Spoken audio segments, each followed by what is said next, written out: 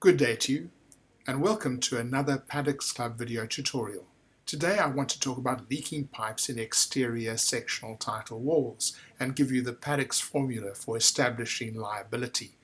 We're in winter now with the extremes of temperature. We get frost in the Transvaal, we get a lot of rain in the Cape, and one way or another temperatures rise and fall, and this often is the background to a situation in which pipes start to leak.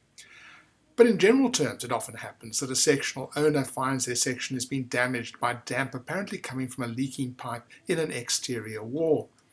If the situation arises in a recently completed building, you may have a claim against the developer under the sales contract. And if you can get the developer to fix the problem, then clearly you have no need to go into the issue of whether the owner or the body corporate must arrange and repair and pay for the repair.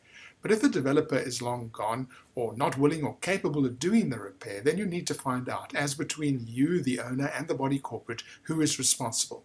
Here is a three-step sequence of investigations which you follow until you get the answer. Number one, check whether the leaking pipe is one that carries hot water from a geyser to your section. If so, you are responsible to repair it and to pay the costs in terms of Prescribed Management Rule 6817, made under the regulations to the Sectional Titles Act, number 95 of 1986. If that doesn't give you the answer, move on. 2. Establish if the leaking pipe is one that supplies not only your section, but also others, and perhaps also the common property with water. If it is a common services pipe, then the body corporate is responsible to carry out and repair and pay for its repair in terms of section 37(1)(p) of the Act, whether or not it is part of your section or whether it forms part of the common property. If that doesn't give you your answer, go to the third step. Find out if the pipe is, at the point at which it is leaking, inside or outside the median line that defines the boundary between your section and the common property that surrounds it. Here you may need to look at the scheme sectional plan, but if the boundary will normally be at the midpoint or the middle of a cavity wall.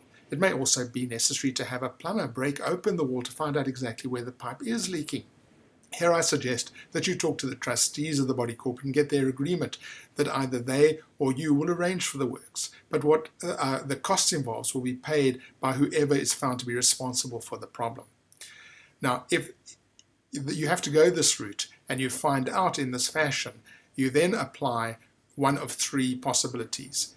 If the fault is in the pipe is in your section, then you must carry out and pay for the repair.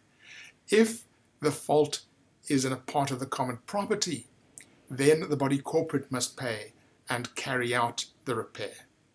And the third possibility, if, as very often is the case, the fault is in the cavity of an exterior wall, the pipe is right in the middle, right on the median line, then both you and the body corporate must share the costs of its repair equally. And normally the body corporate would carry out the actual repair and recover your share from you, but it could be agreed that you will make the arrangements. Thank you for joining me in this Paddocks Club tutorial, and if you have any questions, we can deal with them in the discussion forum.